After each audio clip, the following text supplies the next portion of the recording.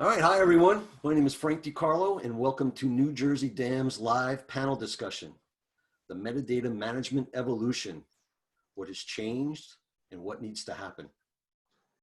As many of you are aware, the acronym DAM stands for Digital Asset Management. In brief, digital asset management is comprehensive software that safely stores, organizes, and shares digital media files like photos and videos.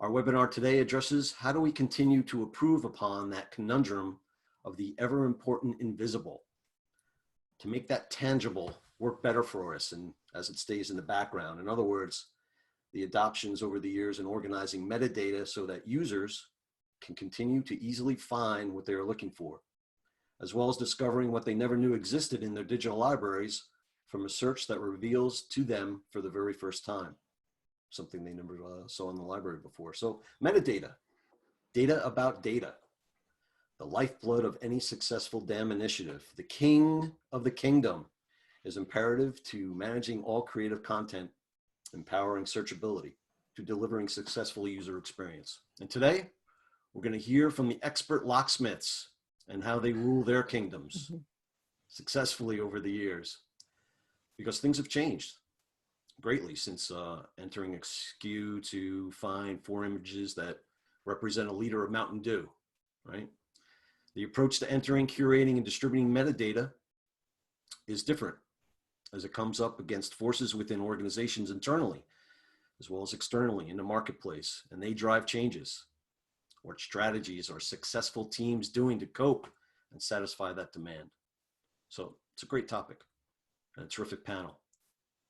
Hello, panel. Let's get you guys introduced. How's everybody doing today? Good. Great. Good. Good. Thanks. Thank you. Thanks, Frank. Yeah, no, so glad you're here. So we have Erin McElrath, the digital asset management for LinkedIn, and has been working with creative teams, their workflows and metadata strategies for over 10 years in advertising and technology companies. We have Lauren Dorr, process improver and metadata strategist. Laura has been guiding people and information through processes for asset use by discovering, analyzing, and designing information for many years. She makes all the parts of the information ecosystem work well together. We have Maria Efstathiou. Is that right, Maria? Perfect. Very well done. We'll give it a shot. And she works for NVIDIA. Maria's been working on content management and curation in both marketing and corporate learning and development for over 8 years. Her current role focuses on channeling content to its users and consumers, bridging DAMs to the various channels they service. And last but not least, we have Mark Walter, business analyst and consultant, DAM and content technologies. Mark has been working in metadata and DAM for more than a decade on implementations at organizations such as Walmart, Cincinnati Children's Hospital, and Campbell Soup. For the past 3 years, he's been a part of an agile team at a large pharmaceutical company. So it's great to have you guys here. Thank you so much for taking some time. Thank you for having us. Thanks, Frank. Thanks. First question. How has your approach to metadata changed over the years? I'll go. Hi, this is Lauren. And I'm finding as DAM is moving more and more away from a departmental DAM ecosystem tied into a small group, and it's working across organizational units, I see the possibilities of metadata coming from multiple sources, and I think that's a real benefit to the kind of information we have, especially if we're not copying it from one place to another with all the risks inherent with cutting and copying or copying and pasting. And also that means that we can look at how the different parts of the organization will look for and describe an asset. My interest is integrating the different sources of data, but without information integrated into the DAM, this can often be seen as difficult or a new idea. So there's a lot that needs to be done to work across groups to bring a variety of efforts, as well as to be working on governance. Like, how do we make sure this is working well for everybody who's trying to use it? They can find the right asset, it's got the right information, they know how they can use it, and especially they know the rights that are attached to that. So I think that, again, moving away from just a small group needing maybe fairly limited numbers of fields, as well as earlier dams may have had a lot of limits to both what types of fields you could have, as well as were you able to configure them or change them on your own? Did you need to hire a developer to add things? I think a lot of things have become much more flexible, and at the same time, DAM is taking more of a place within the organization. So it needs more, needs more effort across the organization. Go next. Oh, this is Maria. Just Lights knocked out. out my light. I know, sorry. So in the way that my approach to metadata has changed over the years is that I've become convinced more and more, and this is specifically for business dams in the business domain. I'm not familiar as much with science, medicine, the public sector, and arts. Okay, so it's very specific to business dams. I've become very convinced that a PIM is essential to bridge with a dam. Just a second, I'm going to turn this light back on. There she goes. There we go. There we go. There we go. Much better. Because the power of integrating a PIM with the dam is that you get a lot of metadata that when you associate the PIM record with the assets in your dam. And it really supplements and enriches that unstructured data asset, a data object, which is an asset, a digital asset. So I've become a huge fan of PIMs. And then I've also shifted. I'm a librarian by education. So I love tagging things and I love curating things, but not everybody else does. So I've changed my stance of trying to train people and spending the time to train people and using automated functionality like AI at auto tagging. And then another thing that I've learned, again, bad habits from my librarian days, is limit the metadata that you expose for search and findability to what the user needs. So even though I might have 20 metadata fields that can be associated to an asset for search and findability along filter bar, say, that you might have on in your navigation, only expose the top 5 that user might need. I can agree with that, limiting the metadata fields, because what I do is I try to get as much metadata from the photographer and the shoot as possible on top of that content curation. I work with production teams.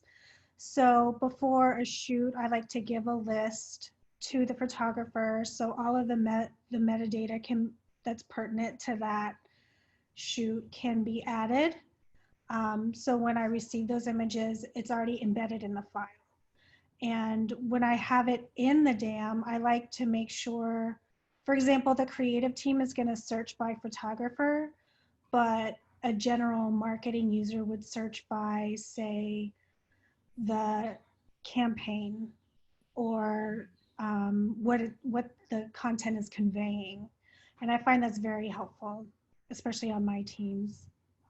Thinking about how approach to metadata has changed over the past 8-10 years, at least for me, I think of a couple things. Certainly, as Maria noticed, integration, where 8-10 years ago we did maybe 1, maybe 2. Currently, with our current system where I work, we have 8 to 10 already going and 3 to 5 more in the works. So the integrations the DAM is way more connected, and that has huge implications for our metadata model. But in a general way, it used to be that people thought most about the metadata you needed to find things as a library, right? You catalog so that people can find things. Now, I see as much metadata about how it will be used rather than just how am I going to find it. So before, we had all the source pieces and assets, source files, and all the little images and pieces that went into making something for marketing, so that we could go find what if we wanted to reuse any of that. But now the dam is feeding things downstream. And so that usage is something that I have to think about in my metadata model, not just for finding it. It's assumed we're going to find it because we're going to already send it down. So when we send it down, the way we tag. So one of the implications of that, at least for us, has been, it used to be just kind of the images and the videos, right? But a video tells a whole story. We have stories that are told with text and pictures. And now we're making stories as assets, text, in a way that is as omni-channel as we can make it, with the picture or two in a little story that can go out, email, could be in a web page, could be in a social post, could be in slides. And that little story itself needs to have metadata. So it's not just the individual multimedia components, but stories as assets. And that's in thinking, because people want more omni-channel. People also want, at least at a large place where you have international markets or business units, you may do something for a brand in English that you expect will be localized by other markets. And so the global brand is preparing some things that gets approved. Here's the message, here's the story we want to tell about this product, whether that, and typically it will emphasize something about its convenience, its price, its safety, its, something about it in that little story that you're emphasizing. And how does that fit into the customer journey or the segment? Because marketing is constantly trying to tweak the effectiveness of communication, right? And how they go about measuring that. So the tags that we put in, if they're flowing down, it's much more complicated when we go to make changes to the metadata model than it used to be. And the last thing I've seen is that we used to put into place a metadata model and think, okay, we've got the base stuff. Yeah, we may improve the pick list, but we're not going to be we'll be making changes a few times a year.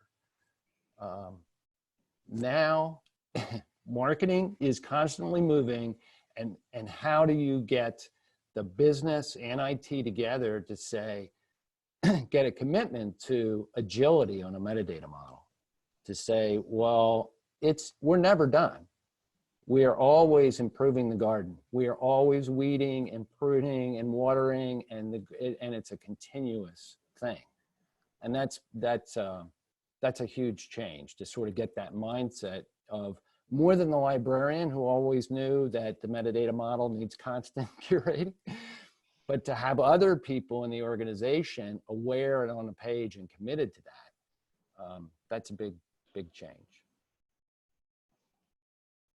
That's great. I love how you touched upon DAM and IT, Mark. Did you set that up? Because we just did a webinar on that in New Jersey. Yes. Yes, go watch the recording. So what technologies, what techniques do you utilize now or in the past to get better metadata at the onset when the assets are loaded? What are you guys doing? I'm connecting with the photographer in the Digitech up front and giving lists of what I would like to see on that shoot and how I want it populated, which has been extremely helpful since I'm a one-man show at LinkedIn and applying all of the metadata right now. And I also rely heavily on the AI tagging, which I hadn't before, but now it's my best friend. I need it. And then afterwards, I'm able just to go in and fill in the blanks as I go. And it's not as tedious as it once was, which is really nice. I agree with Erin on that, and that the tagging does not all fall on an Erin or somebody else, who's especially somebody who's working on their own and who's probably also working on a deadline. I have a couple of historical examples that relate to this. Way back in 2000, before I worked for People magazine. There was a technology group with 4 magazines. And before we even had a DAM, we had a system for photographers. When they uploaded their photos, they had to fill in certain pieces of metadata, which makes a lot of sense now, right? But it was also part of their getting paid. And so it was there. Then a few years ago, I worked for a major studio, and they were saying, just don't know how we can get metadata from our photographers. We just don't think they'll do it. And I talked with them and suggested to have discussions with the photographers and say things are going to be changing, and we're going to be making this part of the contract. And that way, you know, before you implement the changes, you bring them on board and understand why you need the metadata, and that it's an important part of them even getting credit for their work. That's something I think often that appeals to people, because their information can stay with the asset better. And then I think there's a way that makes it easier for everyone to use templates, where if you know you're hiring a photographer for an event, maybe it's an interview or a red carpet shoot, you already know several pieces of information about that. You know a date, you know a venue, you know the type of event, a red carpet or an interview, so you know who's going to be interviewed.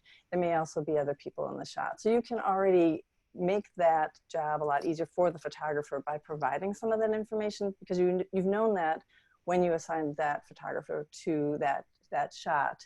And as long as your system doesn't strip off the metadata, you've already got some metadata to begin with. And another thing that I really believe in, that it varies across organizations, but to ask the next person, which means to ask the next person who would be using an asset what information they need, because their view, as kind of what Erin was saying, is that their view of what they need from an asset might be different than the person who assigned someone to create it. And so we want to have a variety of perspectives represented, and that the information doesn't stop once the asset's created, but you need to keep working on it from there, so that the metadata will benefit both the asset creators and the asset users. So I think there's ways of making it easy for people to help you get the information that you need. Go ahead. Oh, Go ahead. I was going to say that, like, what Lauren is saying, like, you can get that information from the creators, and that we call them sometimes the super users, right? The real asset makers in an organization. And I found that getting anybody that you can identify as a super user in your information chain on board and treating them really well and prioritizing their desired functionalities and enhancements in your system is like key, because they'll champion you throughout the organization and the use of you, because people don't want to centralize for the sake of centralizing because it's better for the organization, right? They want to get their jobs done fast. And so having an attitude like it's, oh, that's going to make me get my job done slower is like a huge impediment. So another thing another technique is not just treating your super users well so they champion you in the organization, but so I work in a place, I've worked in places over the past 5-6 years that have like hundreds of mini campaigns going on. Like there's constant product releases, it's very newsy oriented. So the speed of upload is really important. And working with IT to make sure that ingest is really easy has been really key, as well as treating the super users well. And then another thing that I've dreamt about but have not yet done, but I think would be really great, is because information flows on these work streams, right? And I've got work and I need to work towards 2-week deadline because we're going to release this product, right?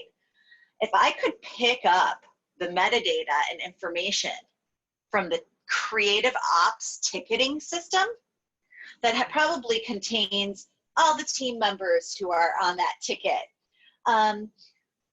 the campaign name, and just those two excellent pieces of metadata, and the assets are born off of it. And if there was a button in that creative ops program ticketing system that could send the assets, the approved assets over to the dam, that would be great, because then the assets into the dam would get all the permissions set, like, only 20 people really need this or need to know about it. And also it's associated with this work stream. And that is like, that would be really great. I haven't done it yet though. I'd like to. Now we see why you're a PIM integration fan.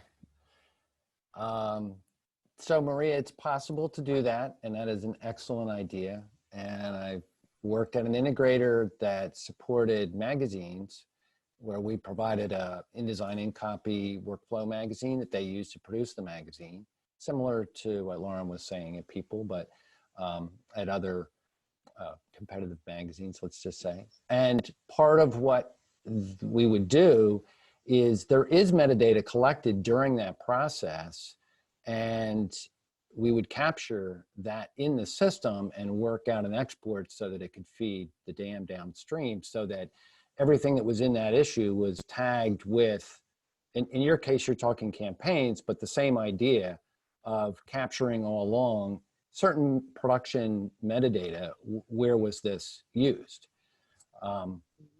In terms of capturing up front, what Maria said about a PIM is absolutely true. So when I worked on Hachette, it's a book publisher. Every book publisher has product data that goes to Amazon so they can sell their books.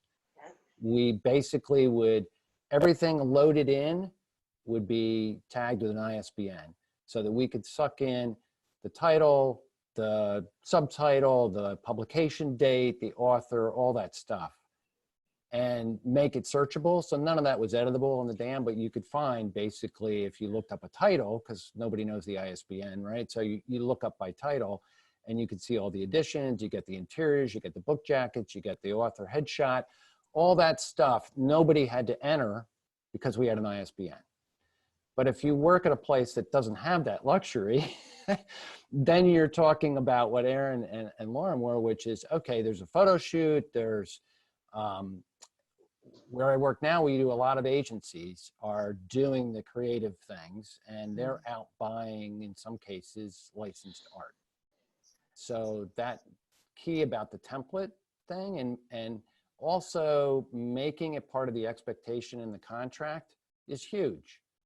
If you don't have metadata as important to the creator, they won't pay attention to it. If you say that it is an expectation, as Lauren said, well, it's part of being paid, but also you have in the expectation, the statement of work, that they're going to be trained, and you're going to set the expectation as to what level of metadata and what that quality is.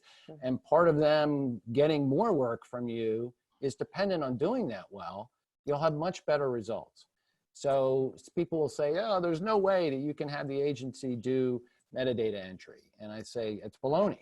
You need to set the expectation with your partners, and it doesn't mean they're going to do it for free. Maybe that needs to be part of the negotiation. Absolutely. As to what is that, how much do they need to be compensated to take that on? Because it's important to you that it be done right. Particularly in our case, we use a lot of rights managed art. And if the agency's buying that, we want that done well.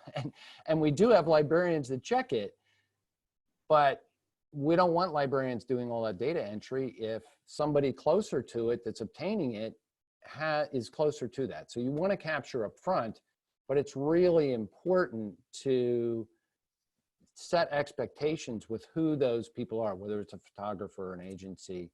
And it's easier, obviously, if you use people over and over again to be able to set that up, but you absolutely can make it part of the statement of work, part of the contract, and that will, I think, greatly improve your chances of getting high quality data at the outset. At least that's been in my experience. No, that's great. I'm glad you guys are hitting upon that. And Lauren and I have had this discussion before. There's been a lot of integrations or DAM initiatives that are set up where it's mandatory that, or the vendors can't upload their their photography or whatever assets are coming into the system without filling out certain metadata fields. And it only makes sense. You need a head start as a damn professional to have something to work with, and put that onus on the vendors and make it part of the contract, right? And make it part of what their job is. I couldn't agree more. And even when we didn't have the template in the system, if they were doing, you know, a remote drop off, whether it's a hot folder somewhere that they're dropping off a whole set, we would prepare bridge templates so that they could apply them that way. If we didn't have, you know, today it's a little bit easier often to be able to do batch upload and have the template applied in the system. But before that, we sort of had a loose integration of, well, embedded in the asset, let me give you the bridge template to apply ahead of time. And then you're getting all the data that you want the right way. And there's Sure. mapping now that when they apply the metadata up front, the system will automatically map it to the correct templated box, which is so helpful. Yep.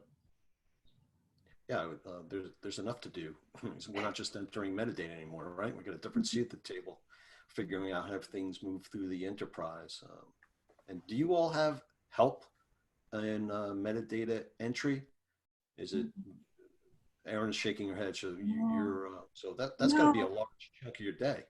It is. It really is, because LinkedIn is very new with the asset management system, and my role, I've only been there since August.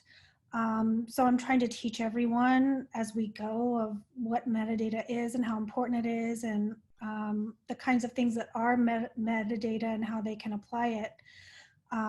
But it's learning for all of us to be an effective teacher and to teach people what I need to make their lives easier.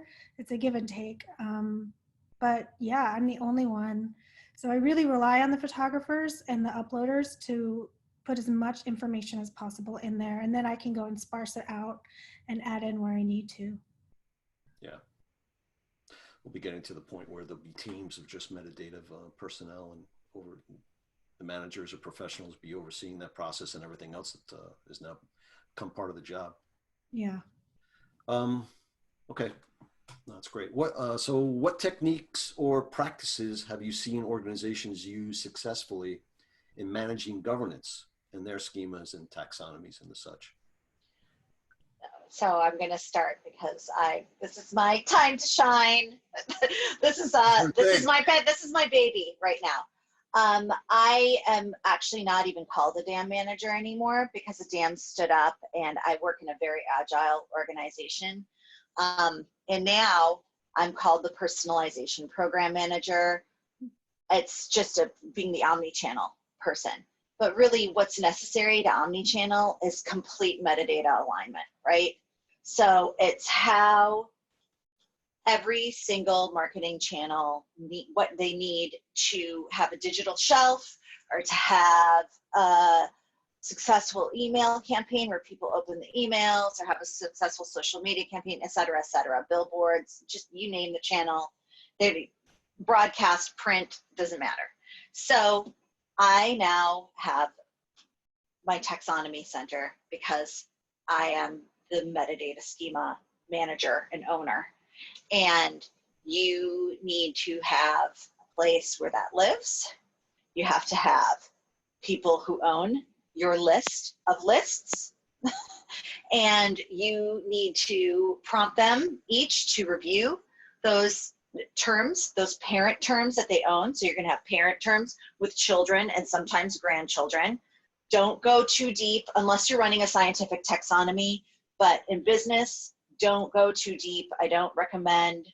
You have your parent schema, which are your parent terms, and each parent term has a list that belongs to it. And that list has to be aligned with the needs of every single tech in your stack, in your marketing stack. So then you have to prioritize them, because there's hot areas that management is going to be into at your organization, right? You know, it was email yesterday, and today we need to redo the navigation on our owned web properties, right?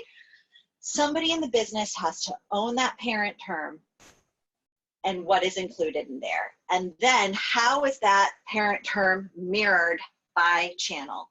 And then prioritize your channels, because you're not going to be able to do it all the time. And you have to hold them responsible for owning it.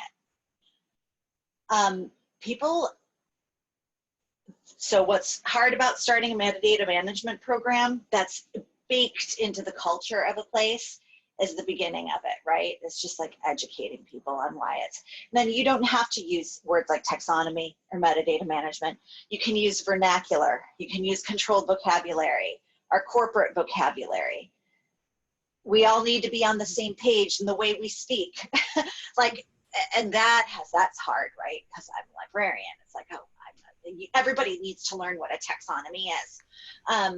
But you could just call it lists of lists. And that, you know, you own this term and this list. And yeah, I could go on and on about this, so I'll stop now and let somebody else, because I could talk about this for 3 hours. It's really important to have a metadata management program.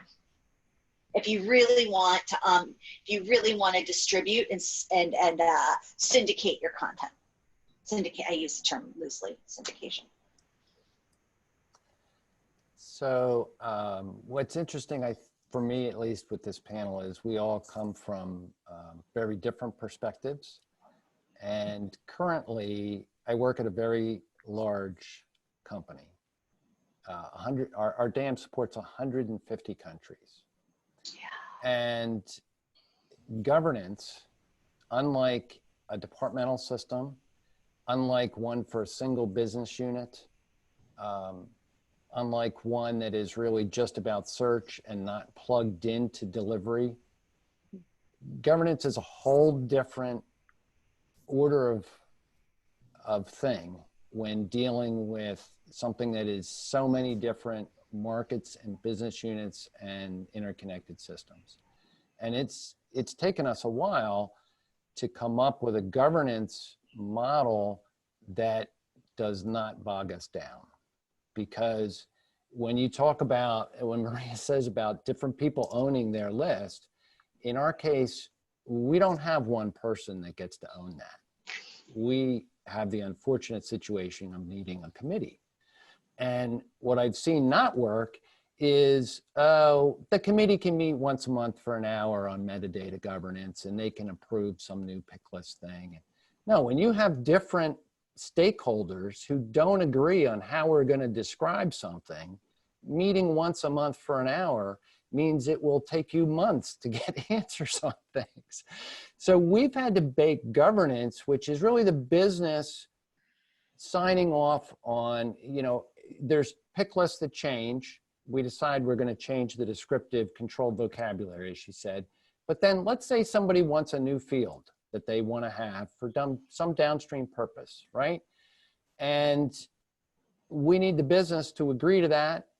We also need IT now involved, because what are the implications of adding this new field? Is it a pick list and a downstream system is just going to take text? Or is the downstream system also managing it as a pick list? So now our pick lists have to stay in sync. And well, if we put this new field in, what about all the, you know, what the tens of thousands of assets that didn't have anything for this field? Are we filling that in? What are we doing there? So we have a process now for sort of including governance as part of an overall, how are we going to develop it? What does it mean that we're going to put in? How are we going to test this? We need to test on both ends. And how are we going to deploy? And governance is a piece.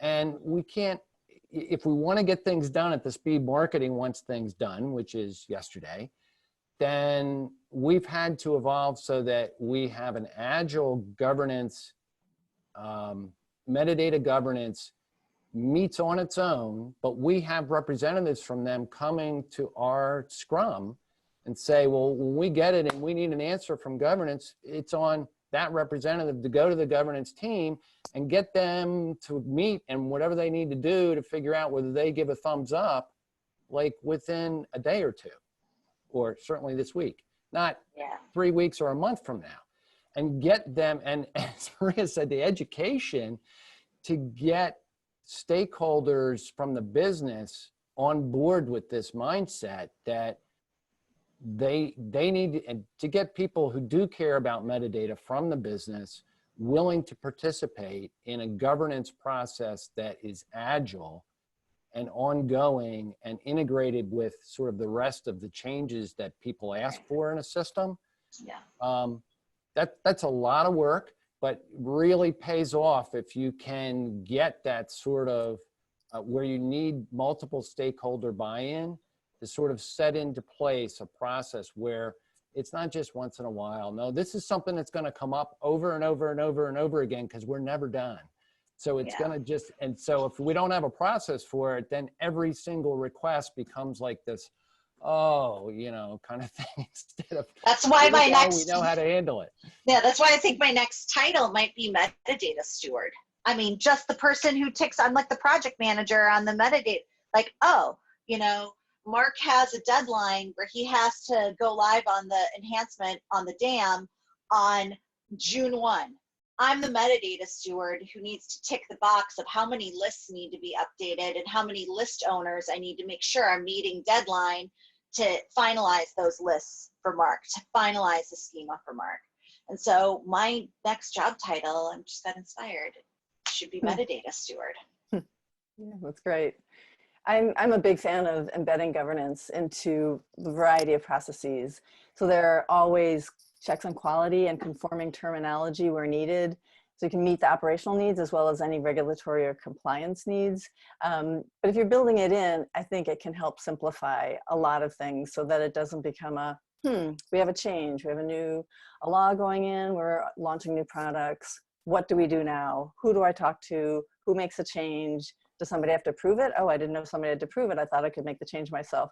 All those pieces need to be thought through and created into processes, likely not just a process, and as well as documented and people trained, as we spoke earlier, that there are expectations for people. And at the same time, we also want to make it helpful for them, if it's not necessarily always easy, because sometimes things come up and you need to be able to respond quickly. And as Mark was saying, sometimes it's meeting frequently or regularly, which will vary for each organization what that means. There may be an overall monthly metadata group, but related to specific aspects, specific business units or products. That's where you, depends upon your organization's needs, but that's where you may have the quick, let's do, whether it's whether you're set up for scrums or not, but let's do a quick meeting to discuss, here's what the changes we're proposing, here's who we think we need to approve them, here's who will make them, do we have agreement on that, or is there anything else that we may not be seeing? And I also believe in, whether we call them metadata stewards or not, they're a really important role for the people who are invested in having quality metadata, partly because it can affect how easy or not easy it is to do their job, as well as reflect on the quality of their work. If the metadata is coming from somewhere else and their work can't be found, for instance, they get invested in making sure we have quality metadata. And I had worked at, when I was working with one client, we were setting up governance, and we set up the metadata working group, which originally was in the statement of work was going to be a taxonomy group. And I said, most people aren't comfortable with taxonomy. And they don't really maybe know what it means or what it means for their job. So that's one thing. It's easy to kind of just say, don't use that word. But, and I think more people are familiar in this day and age with the term metadata. So I think it's more accessible, more approachable. And then, so that's one thing, is just kind of having your starting point being a little closer to where the users are. And then to consider when there are changes. So again, sometimes it can be done in a fairly regular meeting or with small working groups. But say you introduce a new product. Do we need a new field, or do we need to add values to the field? Again, what's the approval process? Who do I need to contact? I may be ready to launch a product, but nobody told me about this before. And now I'm trying to figure out, I've got to get this information out. Who do I need to speak to? So if that can be both documented, but also bringing in the rest of the organization into what the process is for, hey, we've got a new product, or, you know, here's the process you want to go through. And similarly, if you're discontinuing a product, or say, a series is no longer running, we may be taking those assets out of the system, and some of the metadata that relates to them, an episode name, especially if you're totally removing it from your DAM, or you may be linking it somewhere else. But does that mean all the metadata, for instance, all the fields go away, or are they in use by other systems? So you need to be able to track back what systems does this information come from and what systems are using it. So you can't just say, oh, the series is no longer running, we'll take everything out. Well, something else might break and you may not know that. So really important to, as a regular part of governance, is to be building in a lot of conversations through a lot of the groups, and who else needs to be part of this conversation? Who else knows about this? And make sure that they're part of your team, however formally that is, so that you can approach somebody perhaps on a informal basis, and it may be kind of what might feel like last minute, but they don't feel totally put out by a sudden request for, I need some information on this, which can startle people when they don't understand what the request is, where it's coming from, what's the urgency. But if you help build in that part of a tool of collaboration, so that we can work together to get the right metadata, the right information about our assets, and then everybody can use them well and find them and know how they can be used. I'm at the beginning of an asset management program. So what I'm working on right now in terms of governance is just trying to get everybody to use the system. And it was just difficult at the beginning to get actual file names from people. They were uploading things like with nondescript file names with just a bunch of numbers. And I'm like, nobody's going to search for this specific number.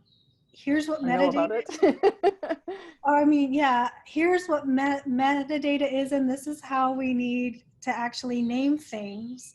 And once people realize that the content that they're uploading is never going to be found, or if they apply just simple terms, how easy it can be found later on, which is the whole point of the DAM. And it's just baby steps right now. I don't want to blow their minds too soon, because too much information to people that don't understand, they're just going to run the other way and start using Dropbox or Google Drive behind my back, which is the worst. But Never heard of it. no, I hate it. Yeah. No, you're absolutely right.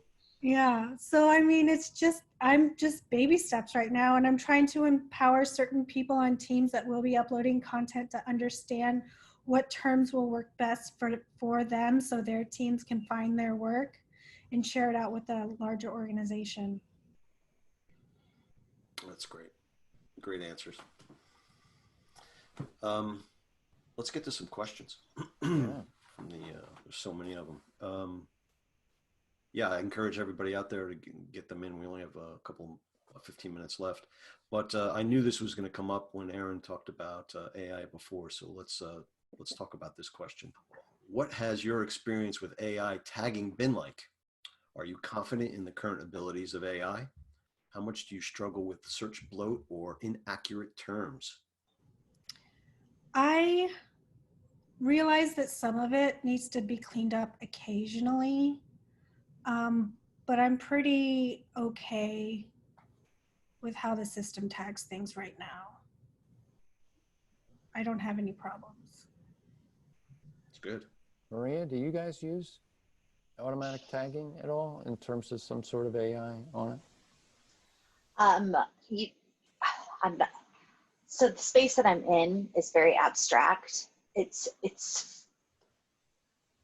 And therefore it's very hard to auto tag. Right. And so I am not, the information domain that I sit in isn't,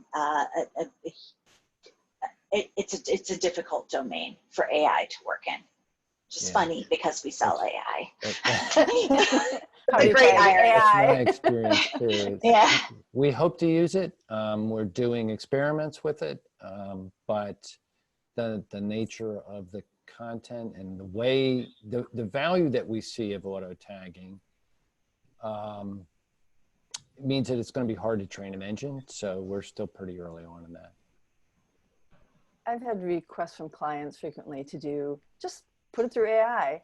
And I think sometimes people think that there's this magic black box that kind of knows everything. And that an example was a client that had an archive of old photographs going back decades. And they wanted to they didn't know who some of the people were, so they just wanted to put it through excuse me, AI. Excuse me. And so it's not that simple, and try to get people to understand that there's a machine learning component, and that it still is only successful as you need to be able to identify that person somewhere rather than the person who's standing to the right of this other person. Well, that doesn't help you a lot. So you need to have more specific information. And also there's still a lot of probability involved with things, that it's not 100%, and things that may seem to be working well upon review, someone might say, you know, that kind of missed what that really is about, or what we really need to be finding with this. And so again, there's continual training, much like we've talked about other things. It's very much an ongoing process, and a lot of determining what's okay for now, and something's changed, or our tools of getting smarter, but make sure they're smart in the ways that are useful to us, and not kind of making inferences that don't work for our business.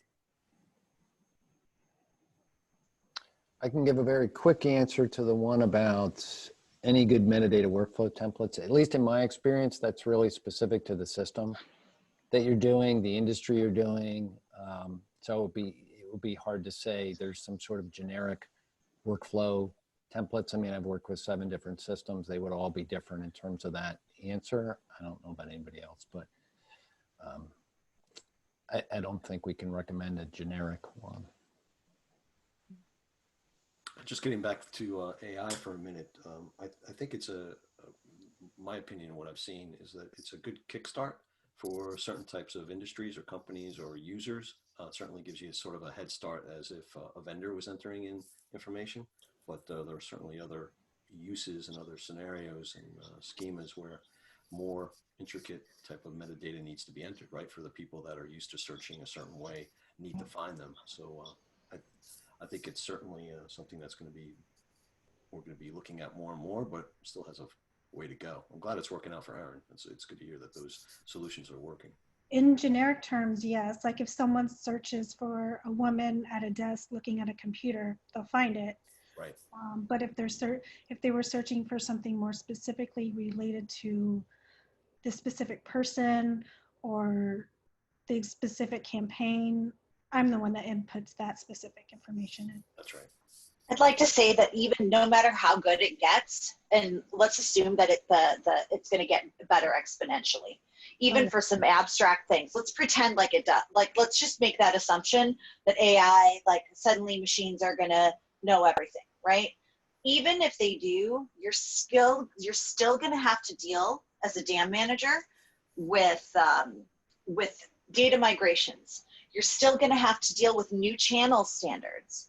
You know, Amazon wants everything cropped like in a square, and they want it at this pixel resolution.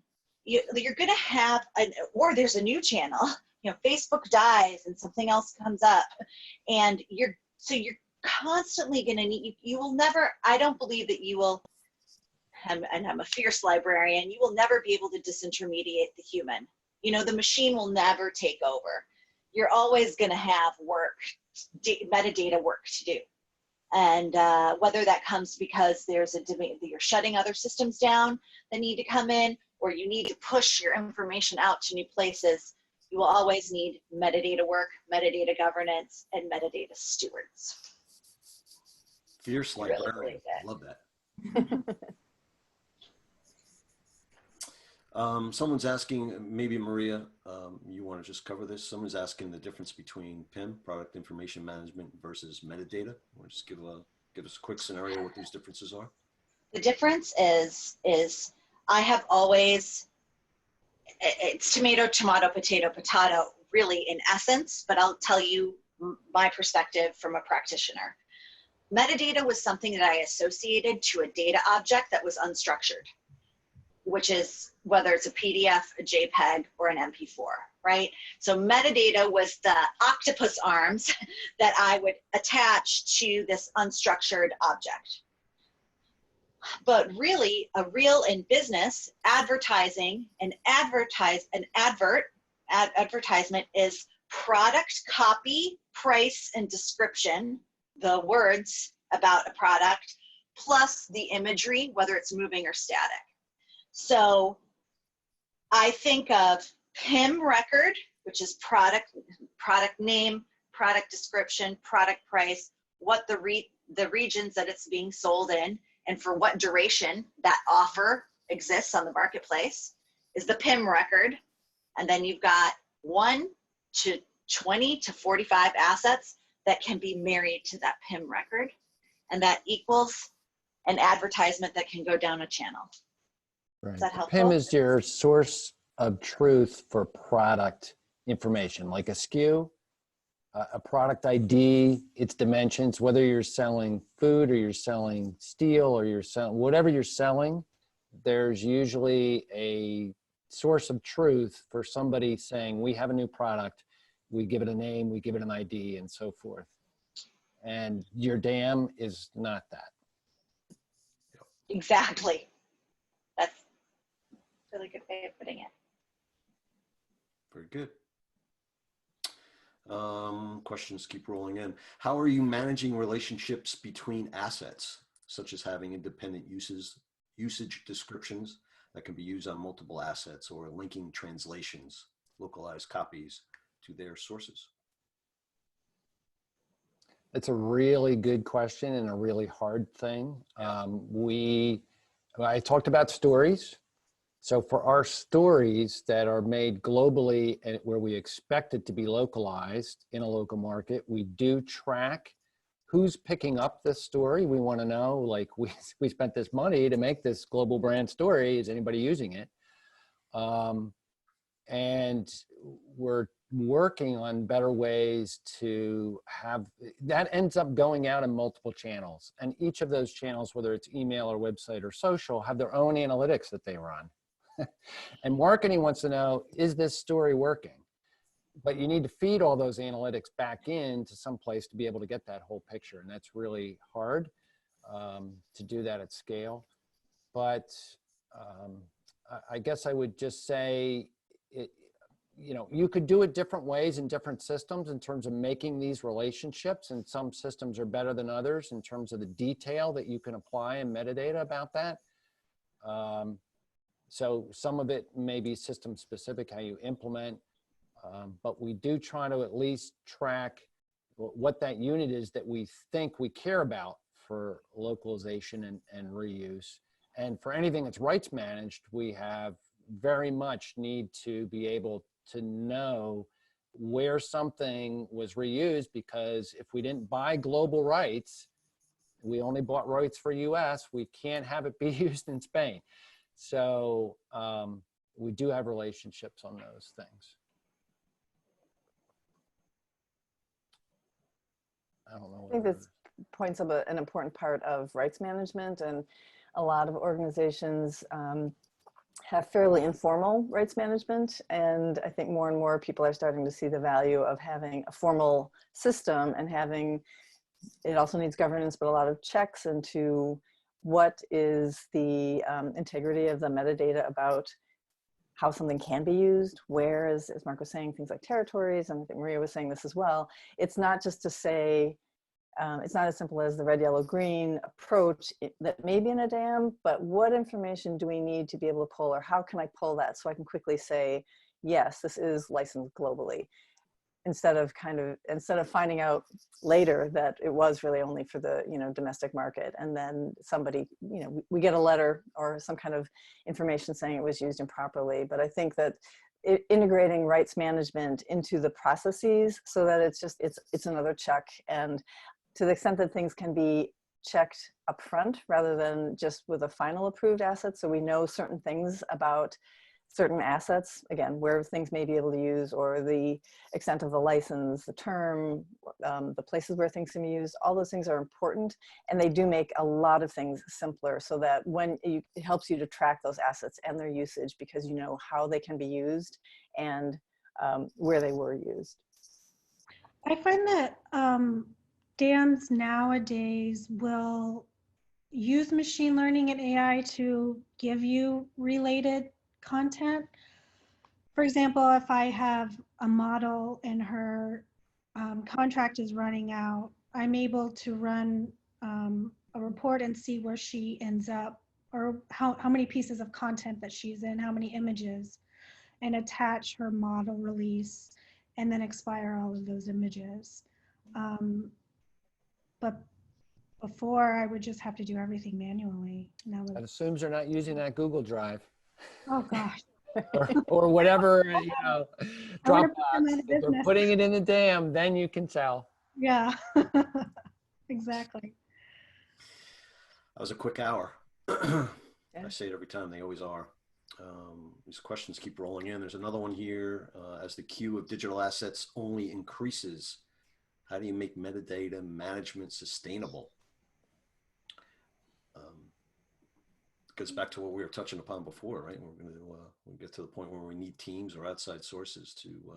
It's always a balance. People hate entering metadata, so don't add unnecessary.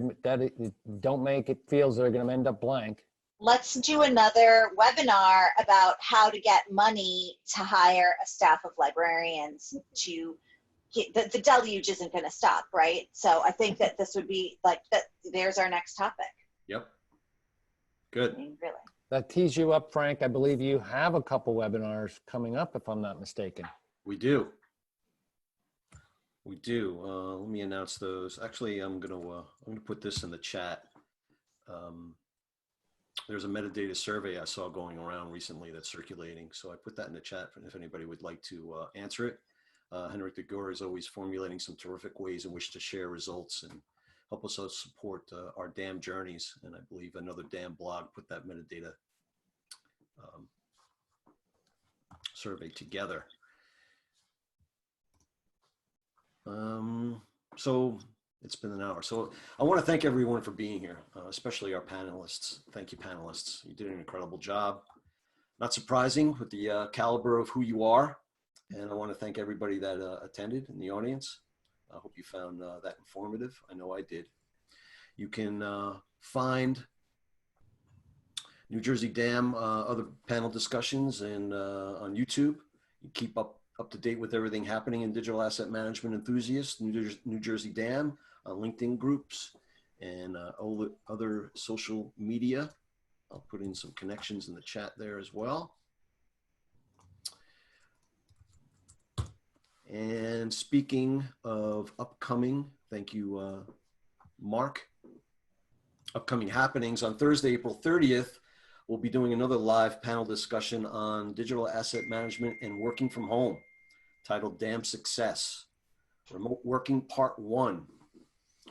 Learn the inner secrets of how working remotely is a practice that creates an even more efficient way and how it's now being done.